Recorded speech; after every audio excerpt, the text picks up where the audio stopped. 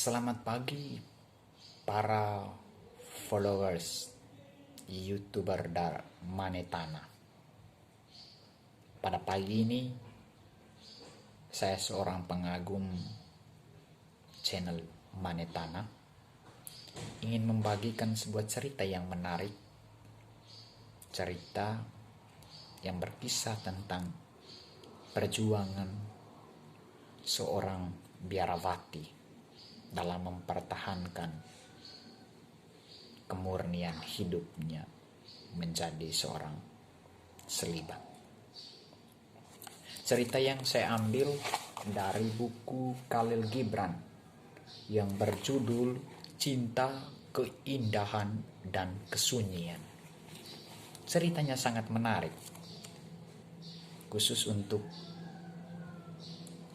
para biarawan dan biarawati. Dan semoga cerita yang akan saya bahasakan menginspirasi kita semua yang berani memilih hidup selibat. Dan semoga kita bisa mempertahankan seperti seorang biarawati yang dikisahkan dalam cerita yang akan saya bagikan kepada kita semua. Judul ceritanya Kisah Sang Perawan. Sekuntum bunga yang tak tersentuh, ia hidup dan mati sebagai perawan. Wajahnya tampak tegang, dan jenderal itu tidak ada pilihan lain kecuali mengumumkan perintah berikut. Untuk menghindari semakin banyak jatuhnya korban jiwa dan amunisi, kita harus mundur dalam pola yang teratur ke dalam kota yang tidak dikenal musuh, dan di sana kita susun strategi baru. Kita akan berjalan menembus rimba belantara. Karena itu akan lebih baik daripada terhadang oleh musuh. Kita akan menuju sebuah markas. Di sana kita akan istirahat dan menambah bahan perbekalan makanan. Pasukannya menyetujui karena tidak ada lagi alternatif lain yang lebih baik dalam situasi kritis semacam ini.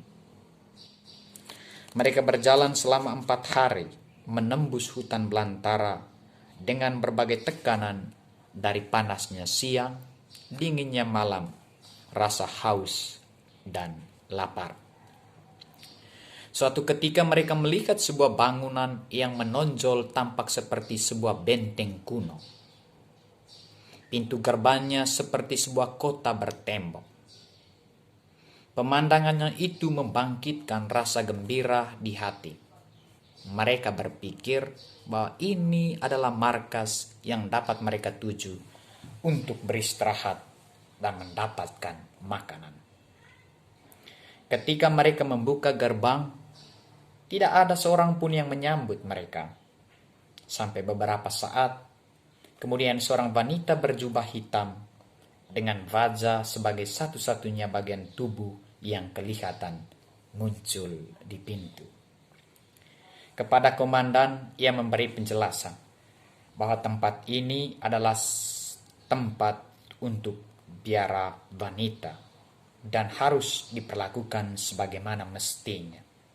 Tidak boleh terjadi kekerasan kepada biarawati yang ada. Sang jenderal memberikan jaminan sepenuhnya kepada para biarawati dan meminta bantuan makanan untuk pasukannya. Mereka kemudian beristirahat di sebuah taman di sisi biara.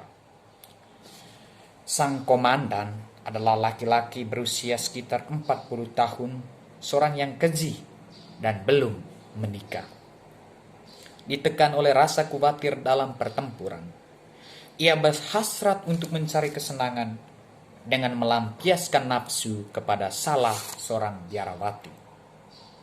Kemudian nafsu kosor itu mendorongnya untuk mengotori tempat suci, di mana para biarawati berkomuni dengan Tuhan dan memanjatkan doa kepada Tuhan tanpa henti. jauh dari dunia yang salah dan rusak. Lupakan janjinya kepada biarawan, pemimpin biarawati itu. Sang komandan tetap nekat memanjat sebuah tiang menuju ke salah satu ruangan yang dihuni oleh seorang biarawati yang lain yang ia lihat dari jendela. Hidup dalam doa dan pengasingan diri selama bertahun-tahun sama sekali tidak menghilangkan garis-garis keayuan di wajah biarawati yang ia lihat. Ia datang sebagai pengungsi dari dunia yang penuh dosa ke tengah rimba, tempat di mana ia dapat menyembah kepada Tuhan tanpa ada gangguan. Ketika memasuki ruangan biarawati itu, sang komandan mencabut pedangnya dan mengancam akan membunuh jika ia berteriak atau meminta bantuan. Biarawati itu tersenyum dan tetap diam. Ia bertindak seolah-olah hendak memenuhi permintaannya. Ia menatap kepada laki-laki itu dan berkata, "Duduklah dan beristirahatlah. Engkau tampak sangat lelah." Komandan itu pun duduk di dekatnya, merasa yakin terhadap mangsanya ini. Lalu biarawati itu berkata kepadanya, "Aku kagum padamu, prajurit, karena keberanianmu melemparkan diri ke tengah pertarungan menyambut maut." Kemudian dijawab oleh pengecut bodoh itu, "Situasi memaksa kami maju ke medan perang. Jika tidak karena masyarakat yang akan memanggilku sebagai pengecut, aku tidak mungkin sudi memimpin pasukan keparat ini." Biarawati itu tersenyum padanya dan berkata, "Tapi apakah kau tidak tahu bahwa di tempat suci ini kami memiliki sebuah ramuan ajaib yang jika kau oleskan di tubuh akan melindungimu dari runcingan anak panah dan tajamnya pedang?" Mengagumkan. Di mana ramuan itu? Aku sangat memerlukan sekarang. Baiklah, aku akan memberikan sebagian kepadamu. Dilahirkan dalam masyarakat yang masih meyakini takyul, komandan prajurit itu sama sekali tidak ragu kepada apa yang dikatakan oleh biarawati tadi. Biarawati itu mengambil sebuah botol berisi cairan berwarna putih. Melihat itu, komandan mulai ragu. Lalu biarawati itu mengambil sedikit cairan itu, mengoleskan ke seluruh lehernya dan berkata, "Jika kau tidak mempercayaiku, aku akan membuktikannya untukmu. Ambil pedangmu, lalu tebaslah leherku sekuat tenaga."